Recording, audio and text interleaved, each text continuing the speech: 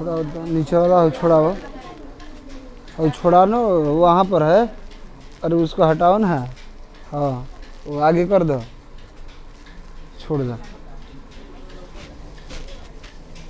तो देखिए यहाँ पर जो है आप लोगों को क्या पढ़ाया जा रहा है, इंट्रोडक्शन 1.2। इसका इंट्रोडक्शन माने परिचय।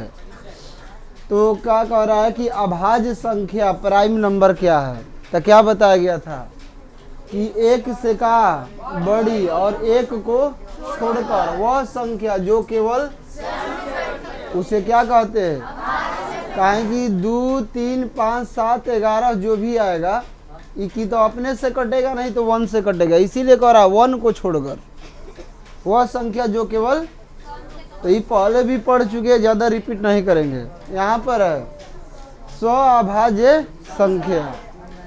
तो वैसे दो संख्या जिसका मसह कितना हो, जिसका मसह, अब बताइए इसका मसह कितना होगा, बताइए। 2, 3 में आप इसको तोड़िएगा 2 × 1 हो जाएगा। 3 को तोड़िएगा तो 3 × 1, तो इसमें क्या मिल रहा है, तो ACF इसका कितना हुआ। तो जिसका ACF 1 हो उसे क्या कहते हैं। अगला कह रहा है अभाज्य गुणनखंड प्राइम फैक्टोरिजेशन। क्या बोलेंगे इसको, प्राइम फैक्टोरिजेशन। इसमें कह रहा है जब किसी भाज्य संख्या को, चाहे यहाँ संख्या नहीं लिखे, माने भाज्य को, भाज्य माने भाज्य संख्या को अभाज्य संख्या के गुणन के रूप में लिखा जाता है। किसके रूप में, गुणनफल नहीं। देखिए गुणन और गुणनफल में क्या अंतर है। जिसे मान लिया हम यहाँ पर लिख दिए 2 × 3 या एक लिख दिए 2 × 3 = 6, क्या अंतर है बताइए। ये गुणन कहलाएगा और ये गुणनफल हो गया, फल मिल गया। का फल मिल गया 6। तो कहने गुणनफल और गुणन के रूप अंतर है ना। तो जब गुणन के रूप में लिखा जाता है तो उसे क्या कहते हैं। जैसे 12 है, 12 है, 12 को जब तोड़िएगा यहाँ पर तो 2 छके, फिर 2 3 आई, तो क्या आ जाएगा आप ही लोग बताइए। 2 × 2 गुणे इतना आ जाएगा कि नहीं। इसी को क्या बोलेंगे, कौन गुणनखंड। कहेंगे 2 भी अभाज्य संख्या है। 2 कौन संख्या है और 3 भी का है। तो परिभाषा क्या कर रहा है कि भाज्य संख्या को अभाज्य संख्या के गुणन के रूप में, यानी यहाँ पर 12 भाज्य संख्या है। 12 कौन सी संख्या है और उसको अभाज्य संख्या के गुणन, जैसे 2 और 3 अभाज्य संख्या है, तो इसे गुणन के रूप में, ये गुणन है ना, तो गुणन के रूप में लिखा गया है, तो इसको अभाज्य गुणनखंड।